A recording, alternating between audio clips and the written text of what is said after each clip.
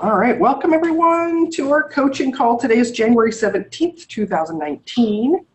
And just as a reminder, on your turn, if you'll just say your name and where you are on the planet, how long you've been working with me, and from there share at least one success that you've had or something you're grateful for, and I'll answer any and all questions that you have. If you need to get off early, I suggest that you volunteer to go first so that we can make sure we get to you and get all your questions answered. We love if you can stay for everyone, but also if you need to go at any time, you're free to go. There's no long-term commitment here. So, and I am in the business room at my hotel in Miami Beach right now, so you can't really tell. It doesn't look that tropical here, but outside it's really beautiful. So my first time in Florida, first time in Miami. So I'm going to, if you guys haven't heard, I'm going to a conference this weekend. It's the low carb conference up in West Palm Beach. And so I'll be leaving after this meeting to take an Uber up. It's about an hour north of where I'm at right now to the conference that's up there. And so I'll be doing some updates for you guys. So I'll be doing those in the Facebook group once a day. And if you're not on Facebook, don't worry, because I'll bring the info back to you on the coaching calls too. So I'm hoping that I'll learn some new stuff to share with you all, and just continue to bring you the latest and greatest and newest and best information. So, all right, so who would like to go first? Well, I'll jump in. I jumped in last time, so I thought, anyway, here I am. Okay, so I'm Karen from Palm Desert, Sun Valley, but right this 6 months I'm here in Palm Desert. I've been on the program, I think, 9 days, and my success is I didn't think I could get that salt down, but my gosh, it's very tasty. If you have bone broth, a cup of hot bone broth, and a half a teaspoon of salt, and it's delicious. It's delicious. So that was a success. And what's the other success I know this is a big one for me.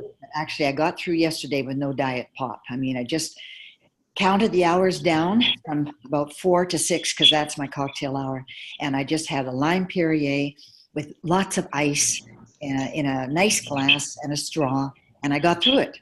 So, Yay! So excellent. That's me. Excellent. So what questions do you have today, Karen? Oh, I've got so many. I mean, I'm up to 14 questions.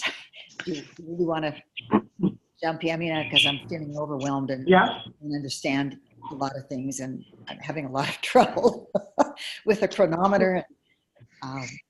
So I don't know. You want to really start with me? Yep. We're on you right now, so yes. Okay, well, I forgot to tell you another success, I think, is that my blood pressure has been down to 120 twice. Okay. Yay. Morning down to 111. Okay. Now that's good. Yeah. Medication for about 5 months now, but then it jumps up to 150. So I'm not quite sure. I'm a little scared about this salt stuff. And is it okay to have such swings? This is just the last 2 days. So I also need to tell you that I joined the diet because A, to lose weight, but B, to get the energy. And I've been struggling with this energy for about a year. And the doctor's tried this, and he's tried that, and he's tried this, and he referred me to a echocardiogram, and I just had it Monday, and now I'm referred to a cardiologist because I have a leaky something or other. Oh. I'll get it all straightened out on Monday, but I'm thinking, oh my gosh, I'm going to have to tell him I'm taking a teaspoon of salt a day. The guy doesn't know me. He could think I'm a fruitcake. Yeah. Well, actually, the doctor won't ask anything about your diet, so don't worry about it. You don't have to tell him that. Okay. Yeah. And also to ease your mind, it's totally normal that our blood pressure fluctuates throughout the day. So our blood pressure is the same number all day long. It changes all day long. So if you were to have like a continuous blood pressure cuff on you, it would go up and down all day long. If you're stressed, if you just stand up, just some exercise, If you're in any pain, all those things make it go up higher, and then it comes back down. So basically the best time to check it, Karen, for kind of your baseline is after you've been sitting or resting for about 20 minutes. And so that's the baseline blood pressure that we want to keep an eye on. It doesn't matter about all the higher numbers that happen as you're, doing whatever, because that's not the baseline number. And it's totally normal that it's higher at other times. Okay, so sitting after about 20 minutes. Yeah, yeah.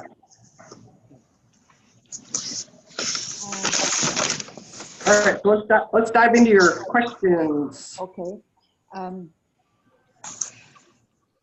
Okay, so I can't print anything yet. I can't print out of the workbook. You'd like us to print the workbook.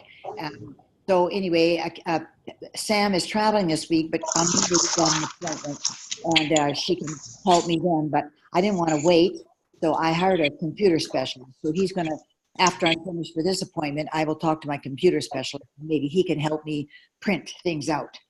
Okay. So that's I'm having a little trouble with that, but I think I got a solution to that.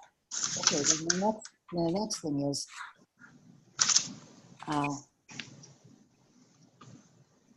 I just don't understand this menu on the left side of the column.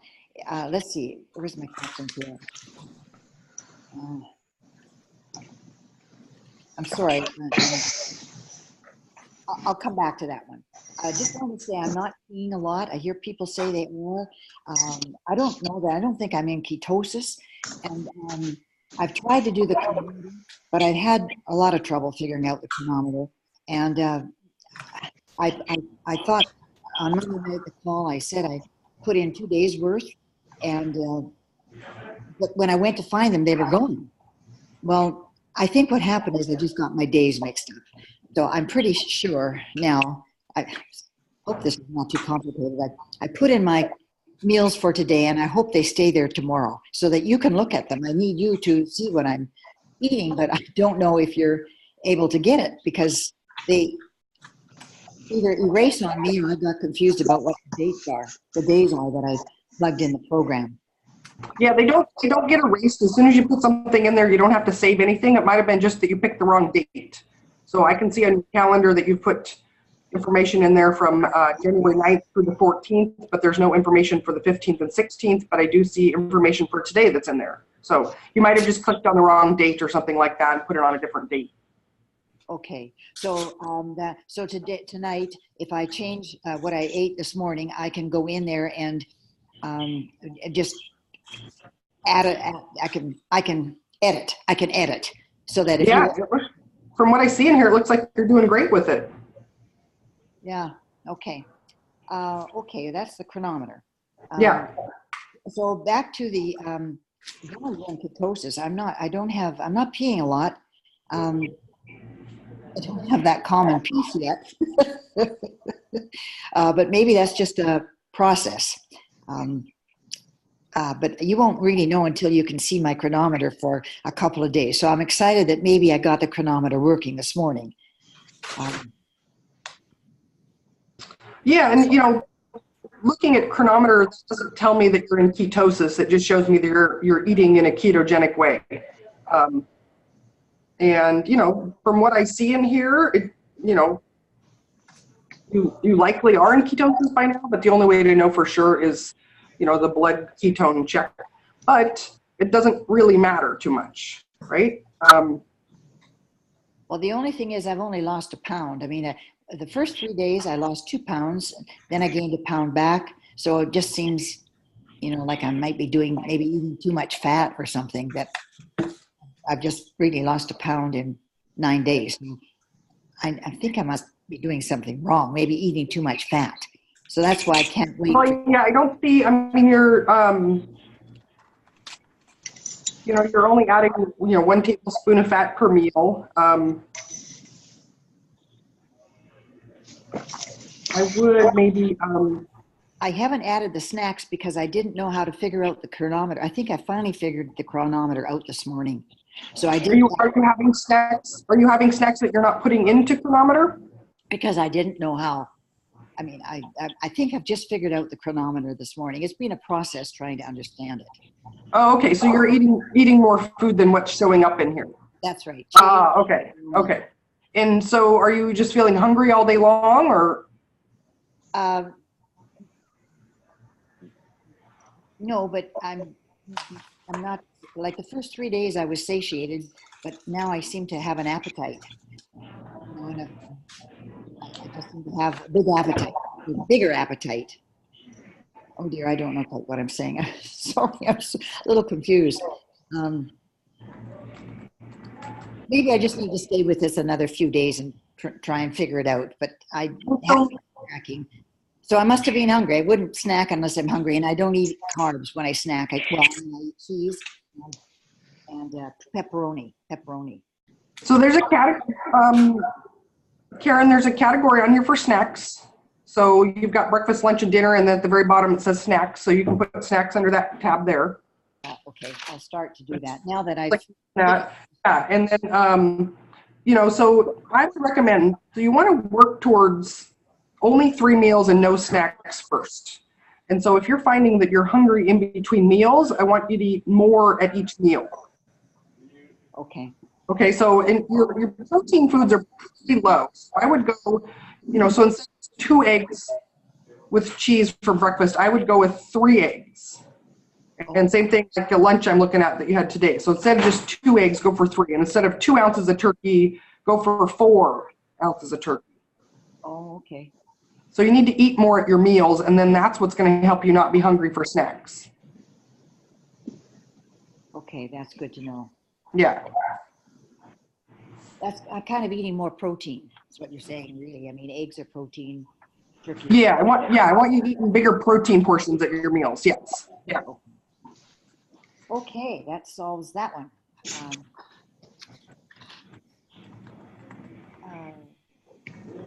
Now, I finally figured out how to see peak on my lecture page, I think it's called. And you've got week 1 PowerPoint slides, and it says supplements on keto. And it says, how do you know if you need it? Mm-hmm. And it seems to me like, I don't know if there's supposed to be a lecture. There's supposed to be a lecture. I mean, when you lecture, there's a little PowerPoint slides are exactly what the videos go through. Right. I didn't see any video, and I didn't hear your voice. It was just there are 10 there for that first module. There are 10 videos there. Have you not watched those, or? I thought you got through the videos. Well, I did week 0, but now Yeah. I'm doing week 1. Oh, week 1 there are more videos there as well. I think there are maybe 6 or 8 more videos in week 1. And those PowerPoint slides are just what I show on the video. Well, it seems to me what I must be doing something wrong, because I see, let me see. It's like I see the PowerPoint, the words, the headlines. Mm-hmm. Look at the bottom where you click, and then I'm supposed to hear your voice. And actually, I see it go along 16 seconds, 20 seconds, 25 seconds, but I'm not hearing anything. I don't know if I'm supposed to be seeing you, but I don't see you, and I don't hear you, and I got the volume turned up. But I do see your headlines. So I'm wondering, well, maybe it's just headlines.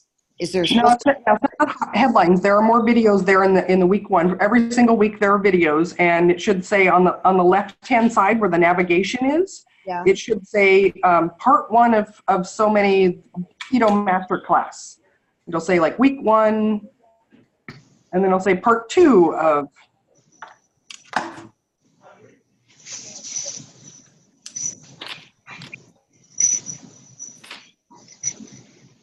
And yeah, if you haven't gotten the video to watch those, that would be the reason why you have so many questions, because that means you're trying to figure things out on your own.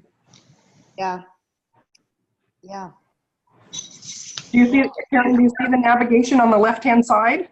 I'm going to go, because I've just got you on my, I just only have you up here. I could go to my husband's computer and I can look and get the workbook up, so then I can tell you what I can see, what I can't see. Should I? I mean, because I can't do two things at once. I don't think right now I'm seeing you and these two ladies, but I don't see my workbook. Yeah, it's not to the workbook. So when you're in the members only site, there on the left-hand side of your screen, there's going to be a list of topics, and that's the navigation for all the learning part. Right. So it's a week one, and then below week one, it will list off the workbook, the PowerPoint slides, and it'll list all the different videos below that. So take a look at when you get off here, and you should see the videos below the PowerPoint slide.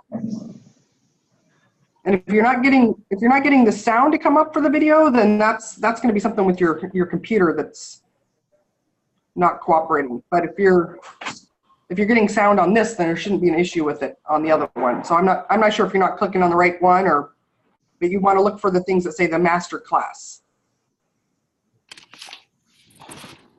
Okay. Am I supposed, when I click on this and I'm actually hearing the sound, I'll get my computer guy to help me. Will I be seeing you too, or I just see the PowerPoint headlines? Like, how often? Yeah, I'm not on those videos. It's just a recording of my screen, and it shows the PowerPoint slide, but you can hear my voice over them. Okay.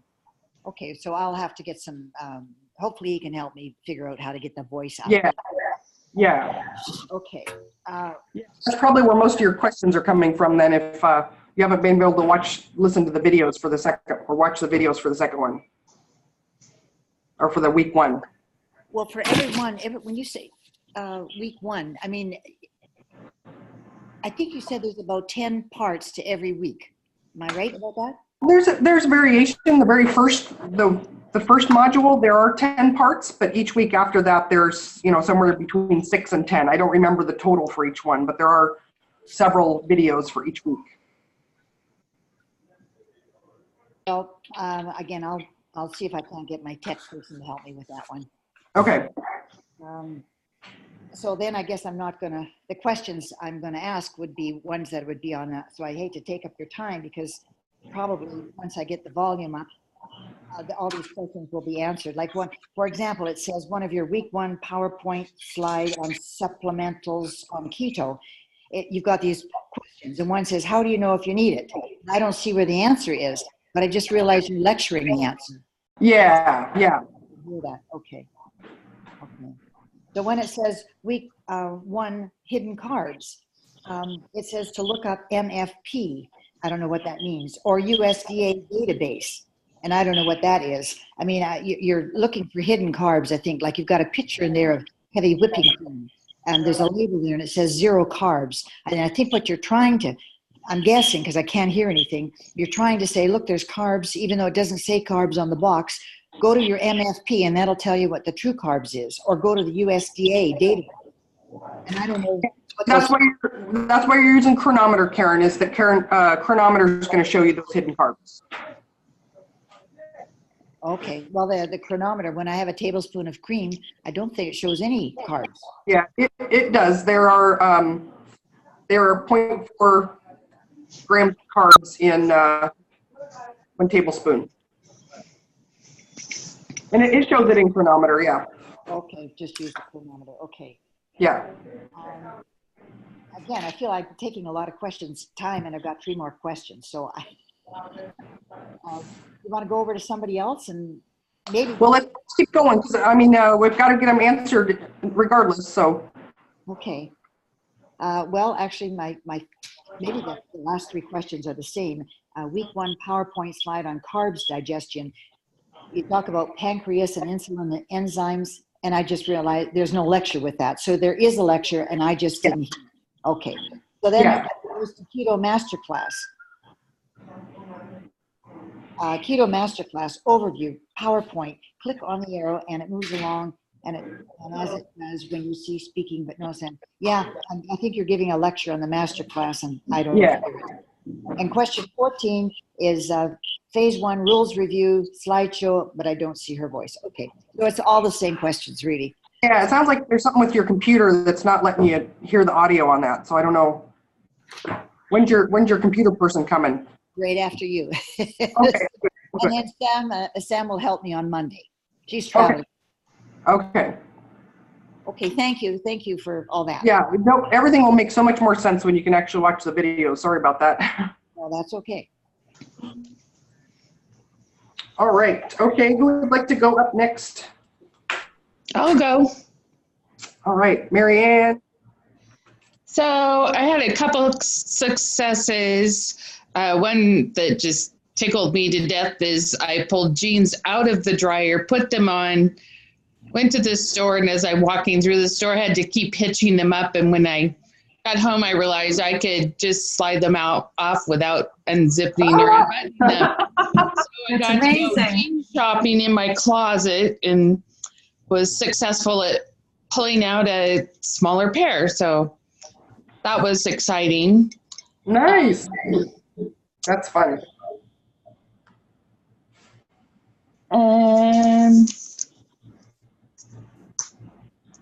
Can't read my writing on my things I jotted down.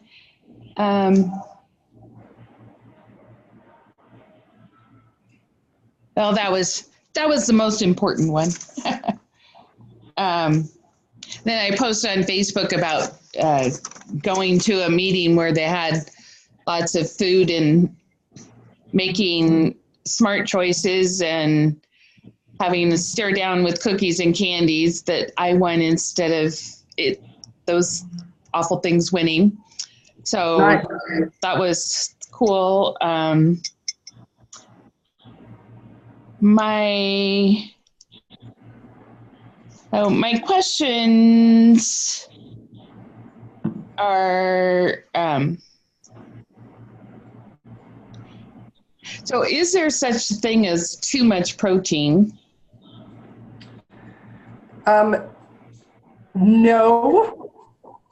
The only way you can get so eating real food protein, it's impossible to get too much because it's so satiating. The only way that you could get too much protein is if you were just downing protein powder shakes all day long.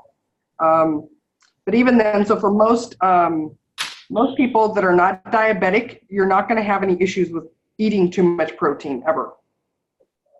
Okay. So that's a good one to know. And this is stuff that's been updated actually from a recent conference. So this is new information that when things are working the way that they should in the body, we don't really have to worry about protein. And also when we're not doing a therapeutic ketogenic diet for epilepsy, when our primary goal is weight loss, then we really do not have to worry about protein at all. So in a perfect keto world, is there kind of a proportion between fat grams and protein grams? No, there's a myth out there that you need like some ratio of those to each other. What makes a diet ketogenic is lack of carbs. That's the number one thing. You get carbs low enough, and that's what makes it ketogenic. The amount of fat you eat is just what we're doing to keep you satiated. And then the amount of protein, we do need protein to be alive and healthy. Kind of a minimum for women is 60 grams. That's like the minimum we need to be, alive and healthy.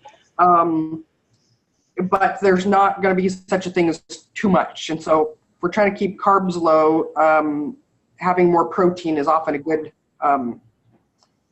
good option. Yeah. Okay. I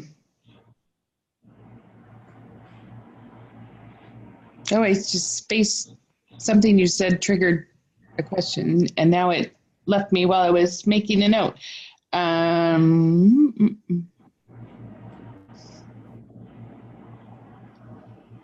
Oh, I know.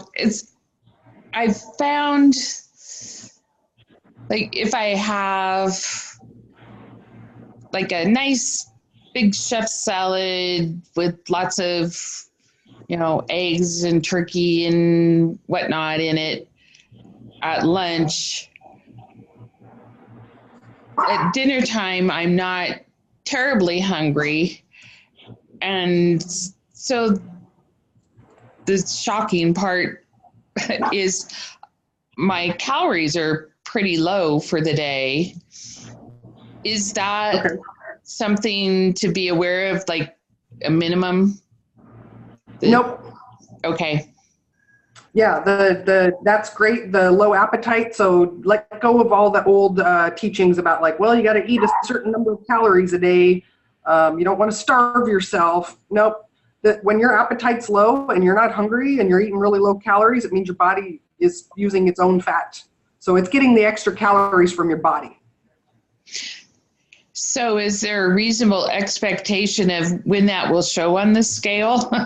Because it seems kind of slow going, but I'm trying to not psych myself out with that. Yeah, so you did your measurements at the very beginning?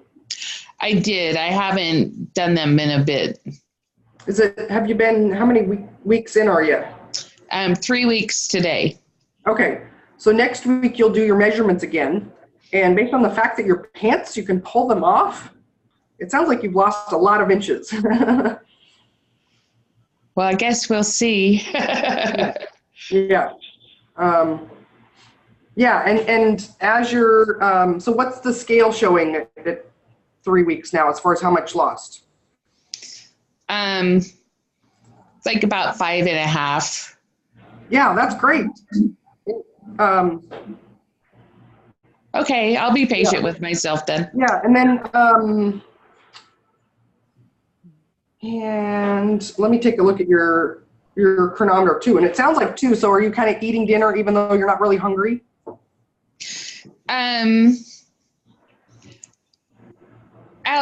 I'll eat like something small, or I might eat a little later than I normally would. And when you have your lunch, are you really hungry when you have that, or? Yeah, I'm pretty hungry because I'm just doing 2 meals. Okay. So okay. Oh, so you're just doing lunch and dinner right now? Yeah. Pull up your chronometer here. Which on my phone, it doesn't give me a delineation between different meal times. So it's all, I'm sure, showing them mushed together. Oh, I don't see any of your info in here. Well, I've been doing that religiously. It's weird because I can see on the calendar, like it turns the day green when you've entered things, but when I click on that day, it doesn't show anything. That's weird with chronometer. What's going on there?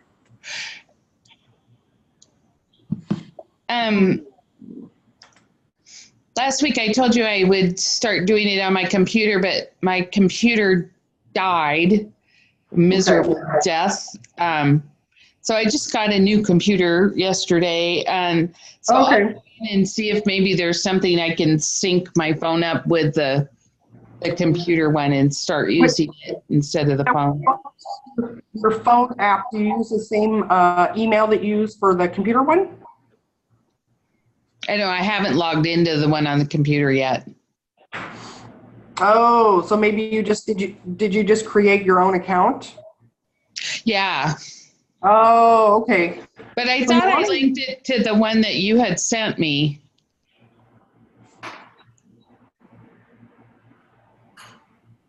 Are you using the email, the msn.com? Yeah.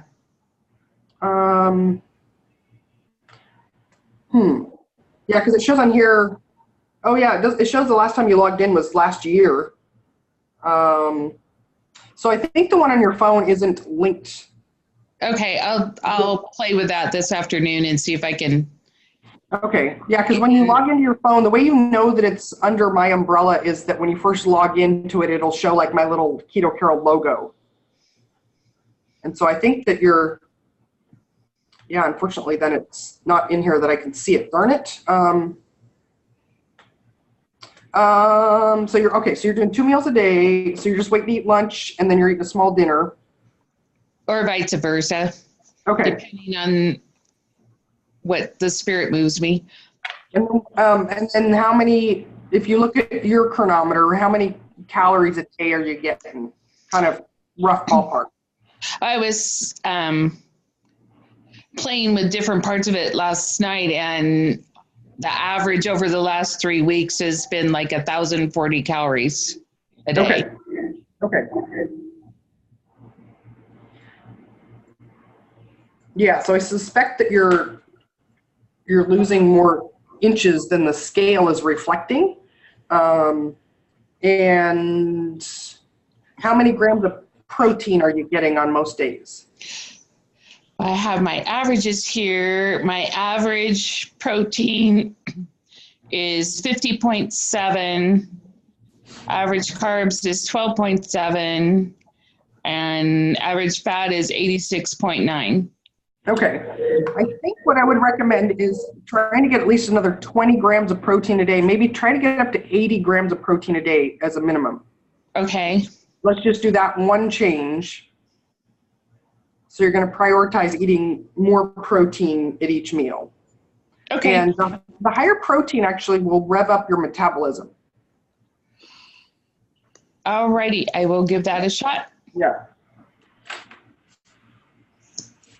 Yeah, so, and you could even do, 80 to 100 grams of protein would be, that would be a goal I want you to aim for. It'll be a challenge, but don't do protein powders. Go for real food proteins.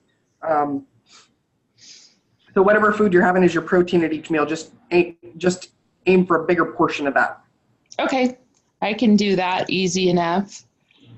And another success, I went through my pantry.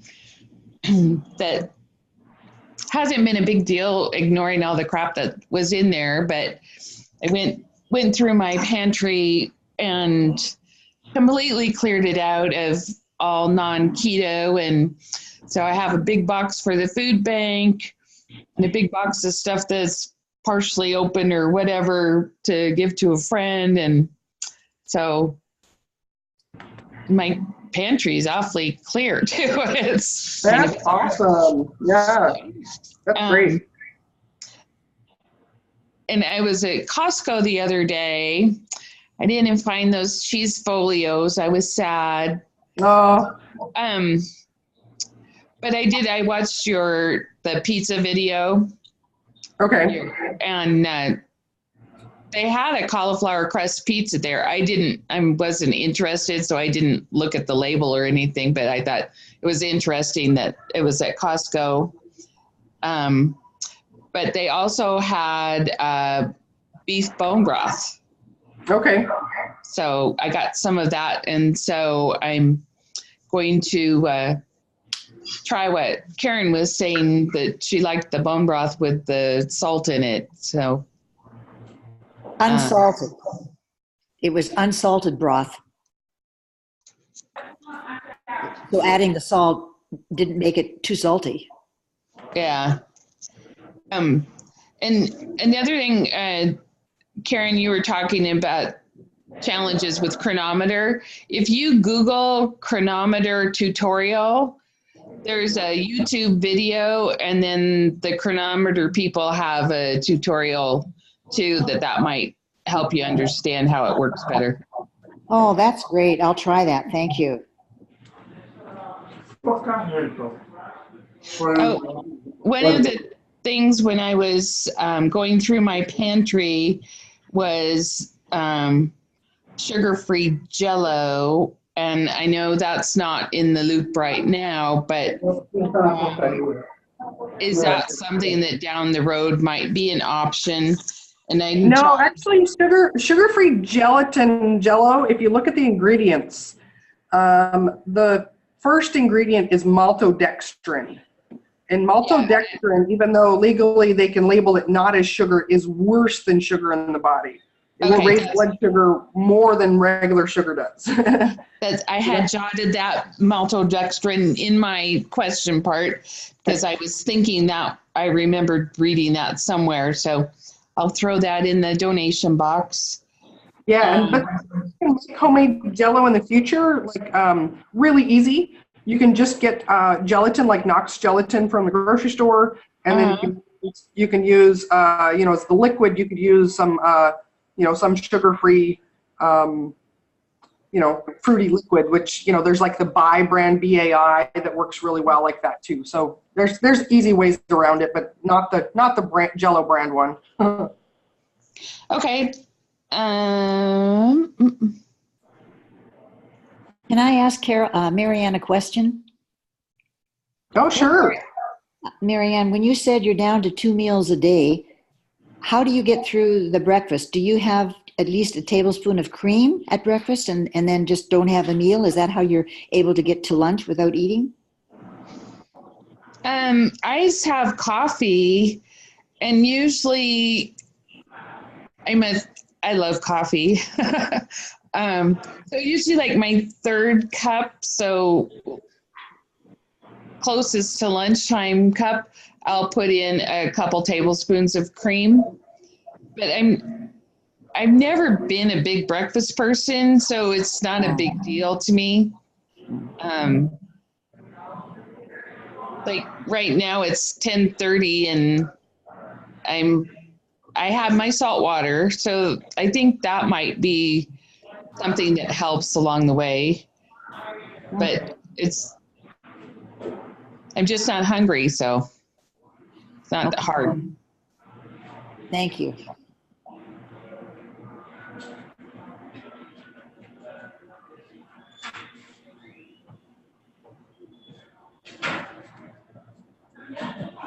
Other questions for you, Marianne?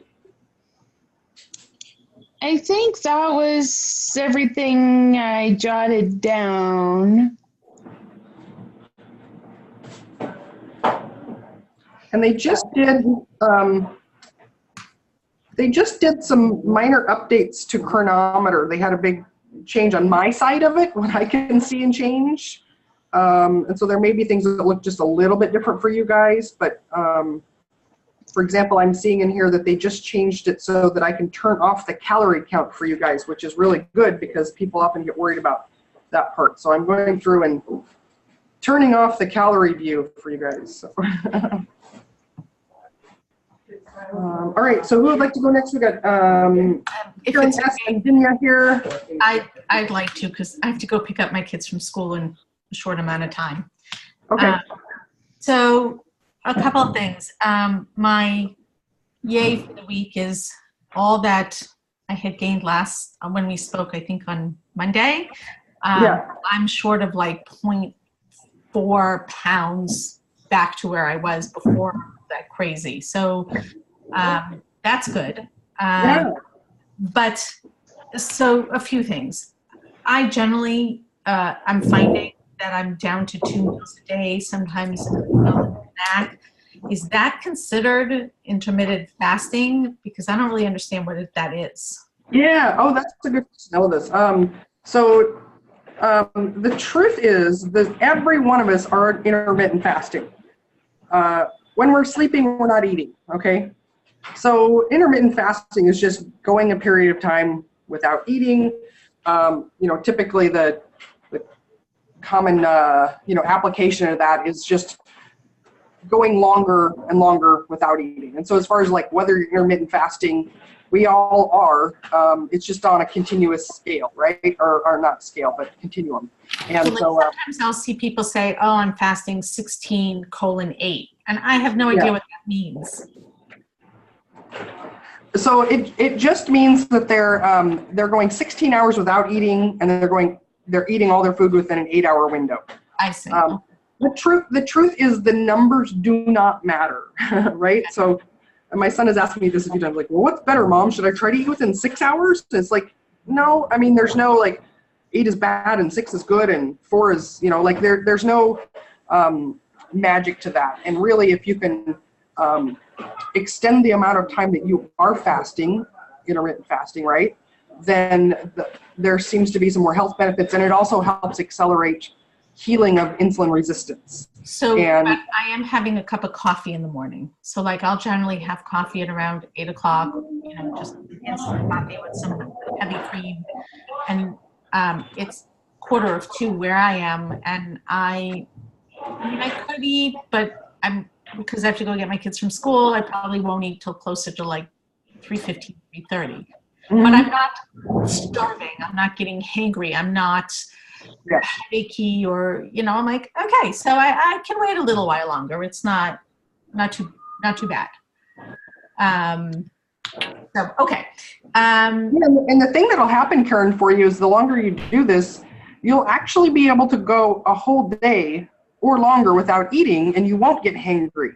So the not getting hangry actually means that your body's finally able to use its own stored fuel. And when it's able to tap into that, it can go long periods of time and you don't get that. So it's all a really good sign that your body's using the fuel that it has. And so you may never experience that again. And that's kind of the progression that people go down, is they start to be able to, because they have the confidence, their brain is being trained to know that you're not going to crash and burn or get really upset, irritable, that you can just push that out longer.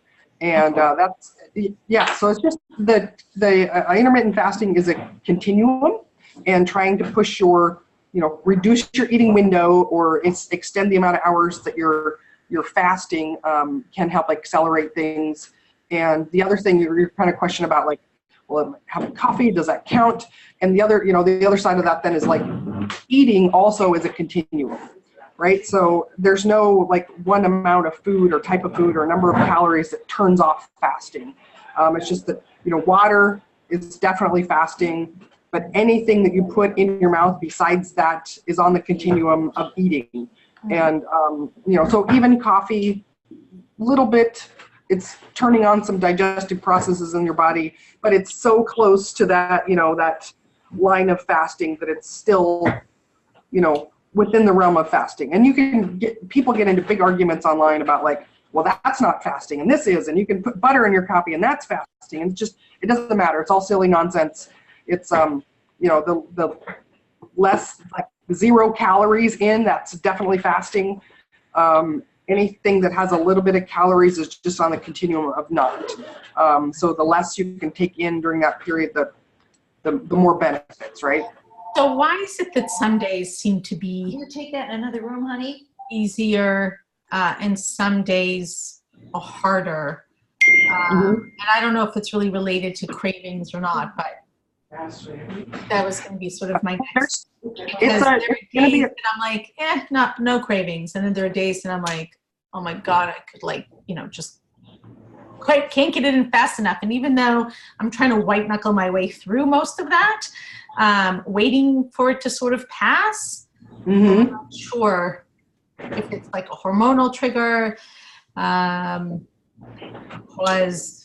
So I just had my period last week, and it's, I don't know, at this point it's maybe 3 days, and then it's nothing for 3 days, and then it's spotting for 3 more days.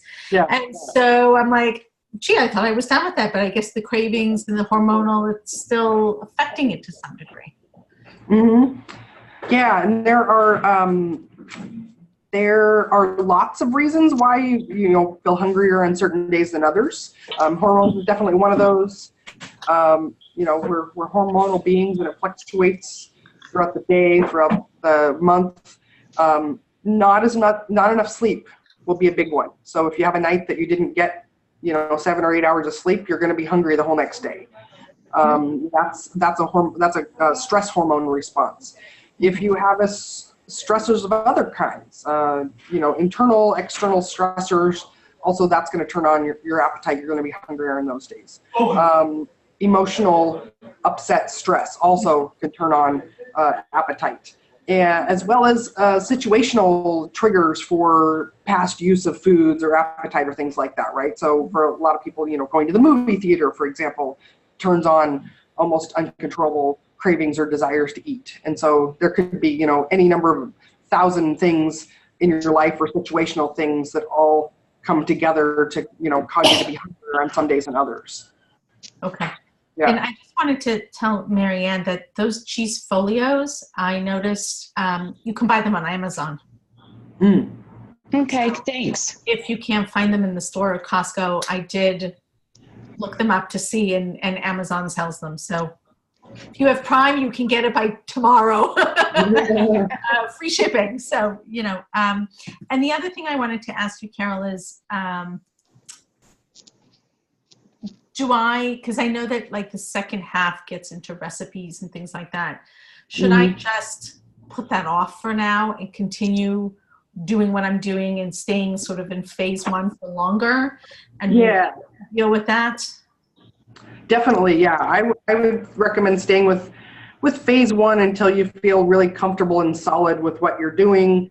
Also, for everyone too, like phase 1 is like maximum weight loss phase. Okay. And so if you want to keep maximizing your weight loss and fat loss, stick with just the basics of phase 1. There are a couple of things in phase 2 though that are accelerators. So if you want to kind of watch the video still just to kind of get an idea of what's coming up. Phase 2 kind of teaches you 2 different things. One is, if you want to add in nuts and seeds and berries, here's how to do that. But that's always going to slow down weight loss is what I talk about as well. And it also talks about recipes, which also doesn't do anything to speed up weight loss. In fact, it usually helps you eat more. But I also talk about an egg fast, which is, and then I also talk about just the progression of eating fewer and fewer meals, or also, it's extending your intermittent fasting period, basically. I've seen a lot of these sort of blogs where people are like, oh, I'm craving this, that, whatever. And everybody has these sort of alternative keto friendly, like I saw somewhere Jell-O and whipped cream and cream cheese or something like that concoction. Yeah. And I was like, well, that sounds yummy, but I'm worried that something like that, or these fat bombs that I keep reading about, or these exchanges of keto-friendly foods that you can even just purchase, that are just going to throw me over the edge. And I would rather dealing with the cravings and getting through that than replacing it with something else. I don't know if that's right or wrong.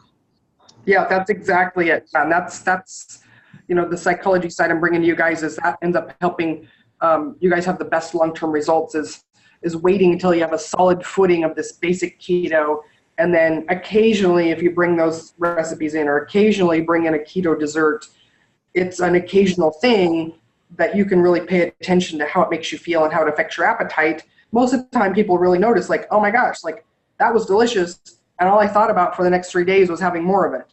And I don't like feeling like that because I've had this whole month of not feeling like that. So I'm going to keep sticking with That's this. what's happening to me now, and I'm struggling with it. And unfortunately, someone brought me, one of my kids has celiac, and she made this Brazilian dessert with the celiac cookies. And I'm just looking at this thing, and I'm like, don't open it, don't touch it, don't eat it, don't breathe it, don't look at it, because all I can do is eat the entire pan. Yeah. And so I'm struggling based on what happened over the weekend. I'm like, it's in the pantry. I don't want to go near it. And, and I'm struggling through it. I'm waiting for it to pass. And I know that you said it could take up to 14 days. And I'm like, oh my God, hopefully I can make it that long until it sort of goes away. Yeah. And Karen, in the, on the online portal, there's that hypnosis recording. Oh yeah. Okay. I should look at Cravings Pressure. It's all the way at the end on the bottom on the left there. Listen to that. Okay. And make those things in your pantry the grossest thing you've ever thought of. Okay. Yeah, it works really well. I have a client from even before that I did keto that told me, years ago when I taught her that technique of basically making whatever her kryptonite food was gross. She's like, I still to this day can't eat French fries. Like she says, I look at those and I like, yeah. So I wish.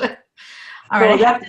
that's how it can work, So I know I'm not supposed to say this, but I also know that you're in Miami, and one of and I'm not suggesting you do this, but the best ice cream on the planet is called Kilwins, and it's only in Florida. So sugar for me is a hard no. Just, okay, never mind that. Like absolute garbage. I put it out there, even though I know I'm not supposed to, but it's.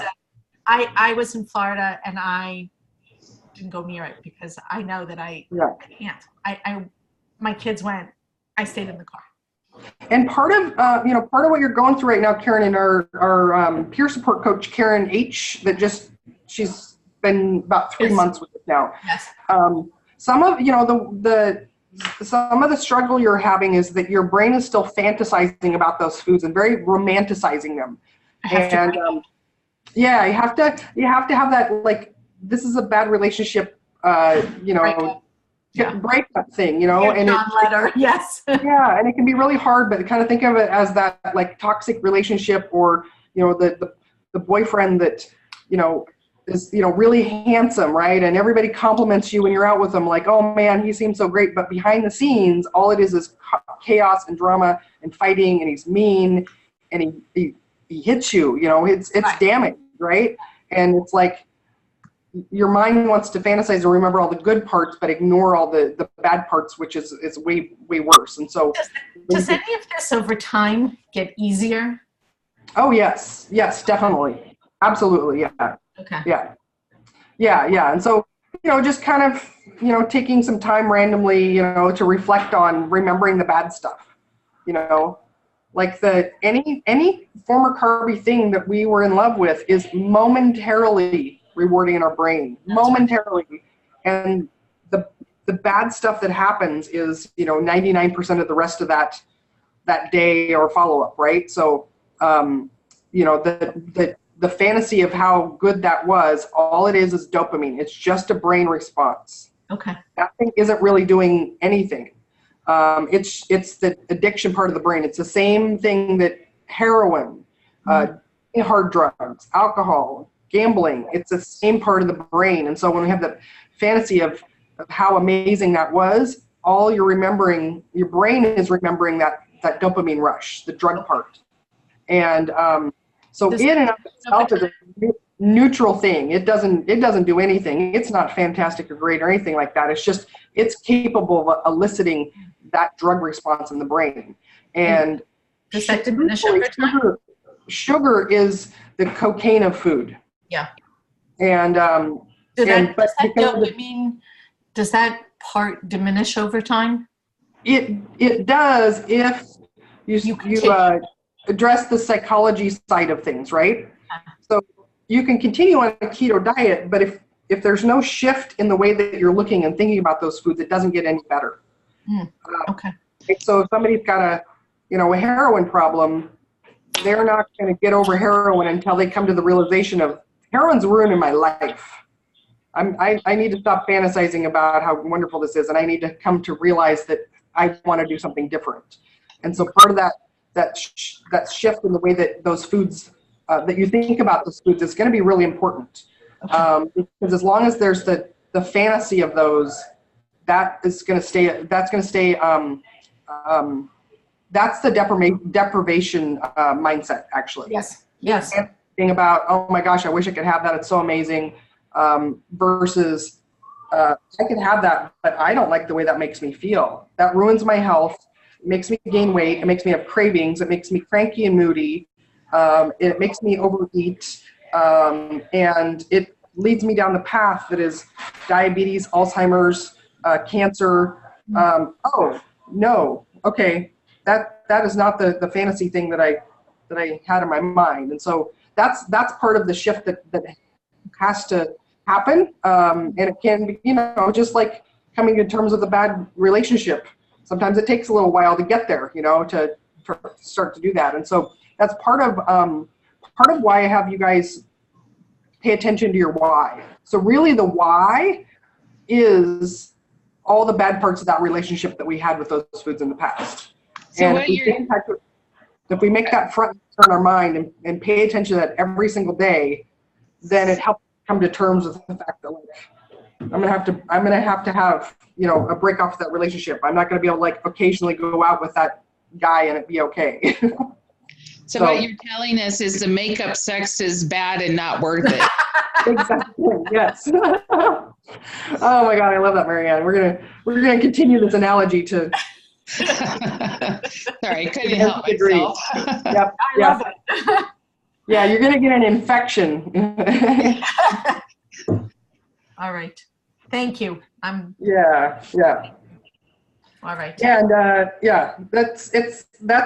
that's a journey, and that's part of that work we'll be doing in the emotional eating one too. So And on the flight here, I got the workbook done, you guys. I know you guys are eagerly waiting for that. And so later this afternoon, actually, when I get to my other hotel, I'm going to do some more work about the first module there to get us going on that. So this is all part of the work we get to do.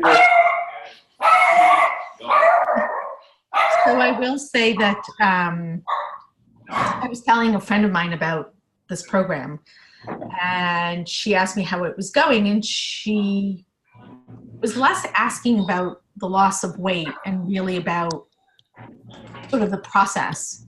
And what struck me as I was telling her, and I was sort of unconscious about it, and then I thought about it some more, and this goes back to our first conversation when we interviewed, is that trying to make a real lifelong change for the rest of my life is work, and it's going to take a lot of work. And I think that the first 4.5 weeks felt easy, and now I feel like the work is really starting on me. And I wasn't quite prepared for that, but it is upon me. And I was like, okay, and we've talked about this, where most of us as mothers, it's easy for us to make a commitment to everybody else and stick through it rather than ourselves. And I struggle with that. And I said to her in the conversation, you know what, it's getting hard now, but for the first time I committed, I would like to see it through. Maybe the first time ever, but I like to see it through. And I think that this program and chatting with you and the other women and is helping me to sort of not fall off the wagon and okay, this is part of my journey, and however long it takes.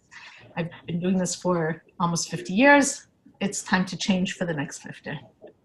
Yeah, and Karen, give yourself a lot of credit too, because you've already come really, really far. Like, your mindset change already is huge. I don't see it, but thank you. Yes. You are, because like we talked about last week, was you were saying how normally you would just give up. Right. And you didn't. And you're open, and it's huge. I see it already. Good. Thank you. Yeah. Thank you. Yeah. I'm sorry, I'm going to say goodbye because I have to get my kids, but Okay. thank you, everybody. But Bye-bye. Karen, Keep up the good work. We'll see you soon. I came up with the disease you might catch, though, from that bad makeup sex. It's CTD, carb transmitted disease. Oh my gosh. Before you go, Karen. Oh, yes. Yes, no, I'm still here. I just wanted to say that my own struggle, I had struggled with sugar, but I pretty much have gotten over it. I don't crave it anymore. And two things helped. And I mean, they're probably goofy, but they helped me. Everybody has their own little tip. And one thing, and I took it at a workshop, is to see things in black and white. So when I look at that lemon meringue pie, and if you see it black and white, it doesn't look as appetizing. And I visualize that. I mean, I visualize steak as kind of black and white, and it's disgusting. So I don't do it with steak because, I want to eat steak. But when I do it with desserts or sweets, it just turns me right off. So that was one little tip that helped me. But another tip that I helped a lot is, I think of Hitler as, I didn't like him, but he had a lot of personality and charisma, and a lot of people followed him, even though he was evil. And so I think of dessert is a lot of charisma, the beautiful lemon meringue pie, the pretty plate, the silver fork, but the evil, it's people get duped. They got duped by, this is just works for me. They got duped by his. That's great. I love that. People today are duped by the sugar. So Thank you. Thank you. I appreciate that. I All right, love that. sorry, That's I really great. have to go get my kids from school. Bye, everybody. Have a good week. Bye. Bye. That's it. Karen, I love that one. So it's carbs are the Hitler of the food world. Yep. Don't be fooled by the charm. All right. Dinya, you're still here, right? Dinya? I'm still here. Still here. So I don't know. I think I'm like 5 weeks in. I lost track. and I'm in Northern California. And I would say my wins, I still like listening to some of the things others have been struggling with, like leaving everything sweet out of my diet for the first few weeks. I have no sweet cravings. Like that is gone. I don't even chocolate, like I don't miss my chocolate. That's crazy to me, but I don't miss it. So I'm happy. There really isn't any food I'm missing. I think my big challenge is like, I just seem to be so carb sensitive. So like if I get up to 22, 23 grams of carbs, like that seems to be too many for my body. And why I say that is because the weight loss is like crazy slow. But the positive symptoms I am experiencing, like my mental clarity is improved, my energy level through the day is improved, my sleep seems to be getting at least a little bit better. It's an interesting, like I'm starting to dream, which I wasn't having any memorable, like noticeable dream state in a long time. I felt like I was never sleeping deeply enough to dream. Yeah. So I feel like I'm sleeping deeper. So all of those things are great positive. I just really wish I was getting the feedback of losing weight. I have lost some inches. Not like huge, not enough to go down a pant size, but enough that everything fits a little more comfortably. So I like that. You know, in terms of questions, so one thing I was trying was not adding, I'm on 2 meals a day and no snacks. The only like snack thing I do is I will occasionally have tea or coffee with a small amount, much smaller than I used to use, but like 1 tablespoon of cream or a tablespoon of butter blended in as a treat. Usually I drink my tea black, you know, with nothing, and I'm not usually drinking coffee. So, but then where was I go? So I was doing like my first meal of my 2 meals a day. I've been having scrambled eggs with a little bit of cheese, and that's even just 2 eggs with cheese can be very satiating for me. So I've been like, oh well, I'm full. Why add greens to it? Like I'll just stop there. I'm like, and I don't like putting greens in my eggs. I only like them on the side. So sometimes I'll have a little bit of vegetable with it, and sometimes I'll have none. When I'm keeping the carbs that low, I've been thinking like, well, okay, I could go over 10 grams of carbs at my next meal, because I really miss like eating my vegetables. And I'm wondering if I'm stimulating a little bit of a glucose, I'm not testing, but if I'm stimulating a little bit of a glucose overload, just even with going up to like 12 or 13 grams of carbs, again, not with anything that's really carb heavy, just with, you know, my kale and a couple of Brussels sprouts. Yeah, I mean, if you're noticing that you're super sensitive, you know, keeping it as low as possible, you know, it's going to bring better benefits, right? So, yeah, I mean, it's hard to know.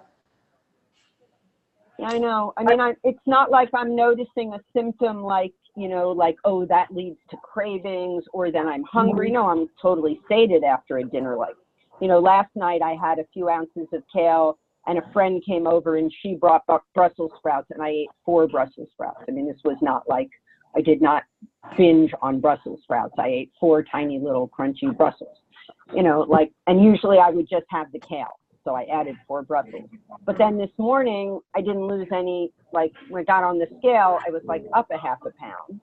And I'm like, okay, well, you can have that much fluctuation in a day based on water or bowel movement not being complete, or, you know, whatever. But yeah. I'm like, you know, am I eating too many vegetables? Like, I don't know. I don't know why the weight loss is so, you know, like I'm at like maybe half a pound a week, kind of. I'm like eking along. I'm like, what is this? Yeah, I mean, and I know that, you know, weighing and measuring for you hasn't been your favorite thing. No, I'm trying to do it more. but then like I jumped back into it, and then I wound up eating out a meal just because at the last minute and scheduling, and I didn't have time to make food to bring with me. And, so I had a very simple salad with salmon on top and some olive oil, but I didn't weigh and measure because I didn't have the capacity. So I just had a really simple, couple of cups of mixed greens with olive oil and a few ounces of salmon. Didn't seem like I could go wrong with it. But then I was like, oh God, so I didn't weigh and measure. Like it's just, So, it's been a challenge. are you drinking coffee in the morning? This morning I did. Most mornings I don't, but some days when I really didn't have enough sleep, I just feel like I need something to kick me in. So this morning I had coffee with some butter and a bit of MCT oil. Yeah, so for the coffee's fine, but go ahead and put that in there because coffee actually has carbs in it. And also, if you want to maximize your weight loss, I definitely would cut out the MCT and the butter in your coffee. So that's like 230 calories that you're getting right there with 0 nutrients in it. Yeah, I just did it the last 2 days because I've been running on empty. So I felt like I needed to kickstart my day. Just, overscheduled. So have some food. So 230 calories. That's like 4 eggs you could have. So have my eggs early rather than putting butter and oil in my coffee or Well, tea. if you're hungry, eat some food. If you're not, don't drink liquid calories, right? So the reason you can, if you're not hungry, it sounds like you're not hungry in the morning, but the reason that you can drink 230 calories is because it totally bypasses your satiety, right? Right. So that's one of the pitfalls that people can follow into on a ketogenic diet is they think this bulletproof coffee is the magic cure-all, fix-all. It boosts ketosis, but it stops weight loss, and especially this one we're in. I like it for the energy boost, and it's not that I'm hungry; it's that I'm lagging. It's that especially the brain octane, the MCT oil, the brain octane. That shuts off your body's fat burning. Because it just takes that. Yes, and even more so than butter is because so you're eating in a way that puts your body into ketosis, right? The way that happens is that insulin is low, your body's burning fat, it's also making ketones. Ketones are good, but too much ketosis is bad for your body, and your body regulates that. So if you're already in ketosis when you wake up, which you will be, because that's, of all of us, first thing in the morning, your ketosis is going to be the highest because you fasted overnight. And already in ketosis, your body's making ketones, and then you take some MCT oil, which boosts ketosis. Your body says, whoa, slow down. We already have too much ketosis here. It puts the brakes on ketosis. And the way that it does that is that it releases insulin. Insulin is the hormone then that turns off your body's fat burning. Basically, it's like you've already got your fat fuel in your blood. You add more on top of that, so your body shuts off. It's so like your body says, I don't need more, so it turns it off. I get that. Okay. Exactly. Yeah. And so it turns it off for the next few hours or more. So especially the MCT oil. So not only is it empty calories, you're not getting any vitamins or minerals from it. It's totally extra calories that just turns off, slows down your weight loss. But on top of that, MCT oil especially totally stops fat burning. So, I'll go back to my green tea. Yeah. Because I can, have coffee if you want to, or tea. That doesn't matter so much. But also, put that in the chronometer because there's hidden carbs in coffee. Okay. What about green tea? Do I have to add that to chronometer? Or anything you drink or eat, go ahead and put in chronometer because that's the only way to know what's lurking in the shadows. Okay, but not water. Go ahead and put water in there. Water doesn't have, as far as we know, water doesn't have any calories in it, but Yeah, it's because measuring all my water will make me crazy. I drink a lot of water every day. And I've been using, water's been really helpful. Like when I think I'm hungry, then I'll toss back 8 ounces of water. I'm like, oh, I wasn't hungry. Ta-da-da, go on. It's really cool just using water that way. And I got to say, I mean, the gal who was saying about the salt in the bone broth, I just love my salt water. It's like the yummiest. I drink extra sometimes just because I really like salt water now. It's funny. I've been watching some, January is the season of all these different online health summit kind of things. And there's one right now about ketosis. I forget what it's called, but it's about the keto diet and fat and the health benefits. I love it. I heard an interview this morning with this neurosurgeon who's got his brain cancer patients on therapeutic keto diets, and he's seeing incredible results. Makes me very excited to hear these sort of things, because I'm hoping to eat keto for the rest of my life, so maybe I'll dodge the cancer bullet. But one of the things they were talking about on one of these was ketone esters. And I'm not looking at that like to boost my ketosis. I just wondered about it as a brain support, focus. Yeah, so that's gonna even more so. Yeah, so the ketone esters, exogenous ketones, it's basically even more refined MCT oil. So it does even more to shut off fat burning in your body. Right. So it wouldn't hurt my ketosis, but it would slow down my fat burning. Yeah, but the reason we want ketosis is we want our body making ketones. So taking outside ketones, it tells our body not to make its own. And there's no long-term studies on taking external ketones. They don't have to. The way that the laws work in the United States is that anybody can make any supplement they want and put it on the market without testing at all. And it's only if something bad happens down the road that then they get investigated.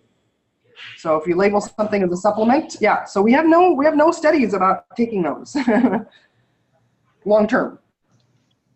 There are some therapeutic applications for those, right? So somebody's got brain cancer, Alzheimer's,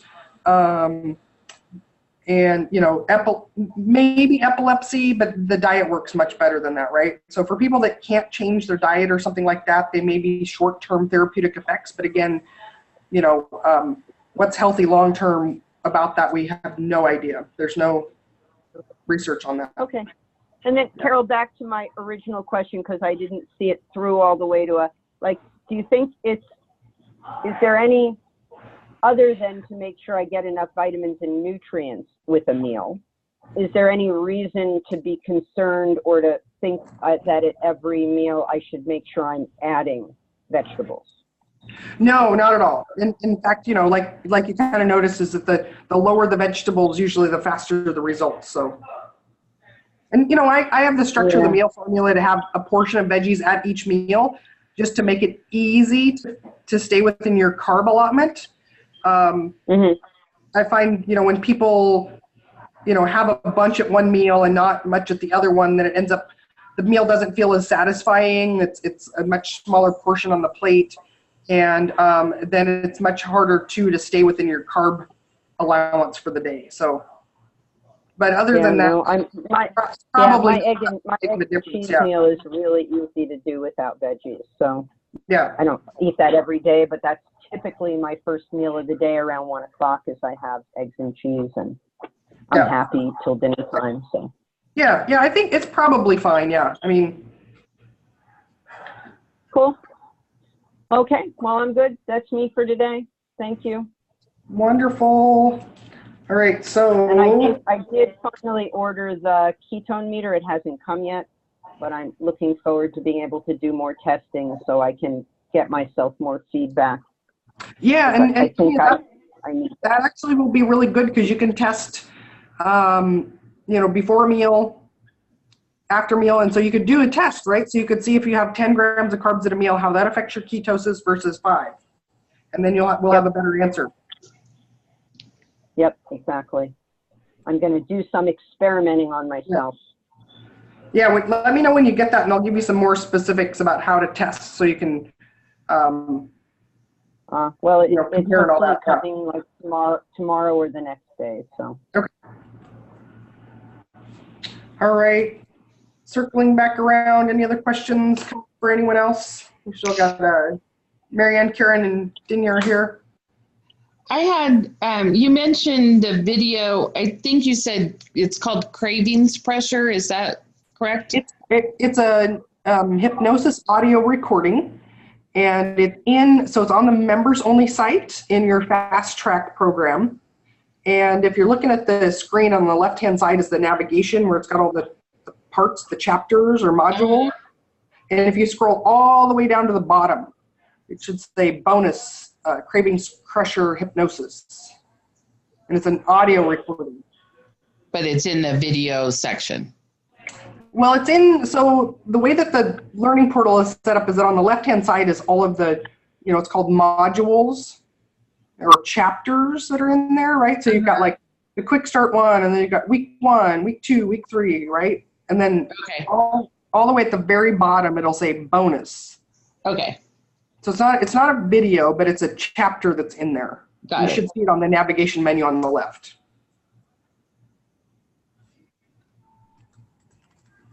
Great, thank you. Other questions? Yeah, I have one, Carol. What the lady was saying, I just want to make sure I understood what you said. If you skip your carbs for breakfast, like your spinach with your eggs, can you double up at lunch? So you give up the 5 carbs at breakfast and add it to your 5 carbs at lunch, so you can have 10 carbs at lunch. Is that okay? You could, but I don't recommend it in the beginning, just because if people master the meal formula, right? So that means you're dividing your carbs up and having some at each meal.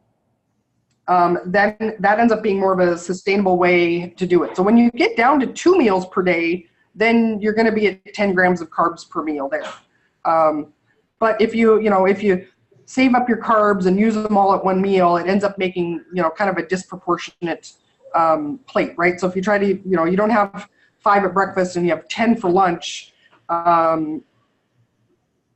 then you're going to have less left for dinner or something like that. So basically, I want you practicing the meal formula, which means you divide them up evenly for each meal, so you get an idea of what that perfect keto plate of food looks like, so that when you go anywhere else and you can't measure or weigh, then you know what that should look like.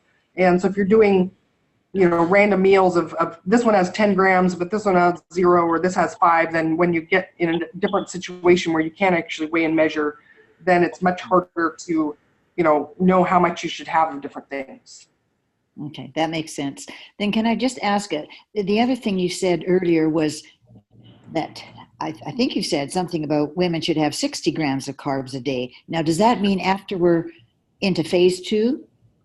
No, I don't say anything about women having 60 grams of carbs. I was saying protein is a minimum 60 grams per day. Oh, protein is 60 grams. Okay. Boy, did I get that wrong. Okay, good. Thank you. I don't have any other questions. All right. Marianne? I'm good. Have fun in Florida. Learn lots so you can share. Yeah. Did you anything else for you? Nope, I'm good. Thank you. All right, let's wrap this up with our lightning bolt round. What's your takeaway, your aha, or whatever it is you want to say to close this out, ladies? I'm looking forward to my computer help. I think that'll solve me, and I won't feel so far behind. And I'm going to do that right after I talk to you, so that's good. Oh, good. I'm glad that you've got somebody coming for that. Yay. Yeah. Mine is to be patient with me. Go ahead. I would say for me, weigh and measure, track everything, don't drink my calories. Excellent. And mine is to be patient with myself and stay away from breakup sex. Oh, I love it. Thank you, ladies. Congrats on all your success. Keep up the good work. And look forward to reporting live from Keto Getaway is what they're calling this conference. So Thank you, Carol. Thanks. Bye-bye. bye. Bye.